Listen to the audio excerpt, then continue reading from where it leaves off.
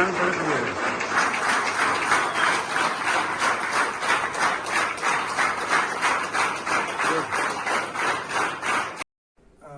From your first year to final year, पहले year से लेके फाइनल ईयर तक आपको उसी कॉन्सेप्ट से लेके क्वेश्चन बनता है। Okay. तो मैं ये मानता हूँ कि चीजों को कभी रटना नहीं चाहिए, समझ के कॉन्सेप्ट को अंडरस्टैंड करिएगा, उसके बाद उसी हिसाब से रहता है।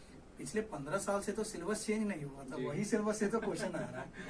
तो डर किस बात की है, क्वेश्चन घुमाता है बस हमारा। बिल्कुल, आपने बहुत अच्छी बात कही है कि चीजों को रटना नहीं चाहिए, समझना चाहिए। और जो पेपर आता है वो मतलब first year to last year के बीच में ही जो सिलेबस रहता है उसी के अंदर आता है। लेकिन उसके बावजूद भी ऐसे कई सारे स्टूडेंट हैं जिनका ये मानना है कि गेट क्वालिफाई करना मेरे बस की बात नहीं है।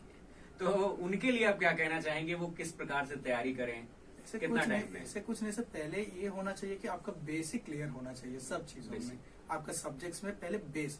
मैं ये मानता हूँ कि अगर what are the different kinds of, ये व्हाट क्वेश्चन नहीं आना चाहिए, वही what are the different schemes. अगर मान क्वेश्चन एग्जांपल बोलता हूँ, अगर what are the different principle, ये व्हाट का आंसर जानने से आपका काम नहीं चलेगा।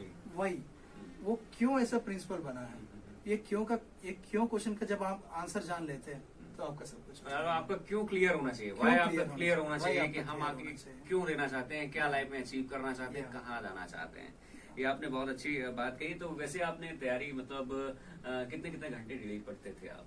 सर हम अपना बेसिक क्लियर करते जाते थे, और गेट के जितना भी पीवाईक्यू है वो सब हम करते थे। पीवाईक्यू लगाते थे, उसका कॉन्सेप्ट समझते थे कि कैसा आया था वो, और हम किए थे। लास्ट में ज्यादा ही मेहनत किए थे, ऐसा नहीं बोल रहा हूँ कि बिना मेहनत का एग्जाम नहीं निकलेगा, क्योंकि बहुत सारा सब्जेक्ट्स आपको कवर करना पड़ता है with in A limited period of time.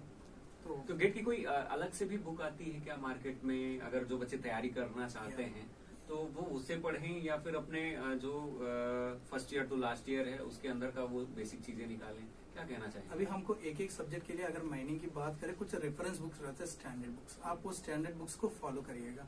और उसके बाद हमारे गूगल में इतना सारे क्वेश्चंस है। मैं एक माइनिंग का स्टूडेंट हूँ, मेरे को क्वेश्चंस की कमी है।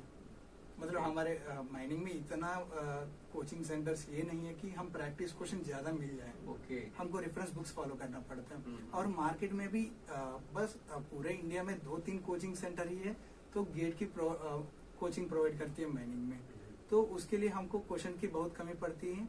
तो वो क्वेश्चन ज्यादा से ज्यादा प्रैक्टिस कर ले, और क्वेश्चन में अगर गलती हो रहा है इसका मतलब ये नहीं है फेल्यूर हमेशा होता रहा है। Failure is a continuous story, failure is continuous story. उसके साथ सीखते रहना चाहिए, आपको फेल्यूर से सीखते रहना चाहिए।